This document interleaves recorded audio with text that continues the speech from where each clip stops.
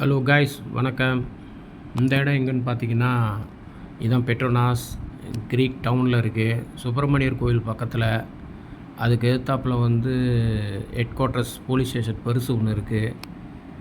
ராத்திரி மணி நான் வந்த டைம் 11:15 ஆகுதுங்க. வண்டிங்கெல்லாம் போய்கிட்டுருக்கு. ஏன்னா அங்கே குளிர் தாங்க முடியல. தாய்லாண்டில் சொங்கரான் வெறும் தண்ணி ஊற்றிருந்தாங்கன்னா பரவாயில்ல, அந்த ஐஸ் பாத்து போட்டு தண்ணி ஊற்றுனால ரொம்ப சில்லுன்னு ஆயிடுச்சு.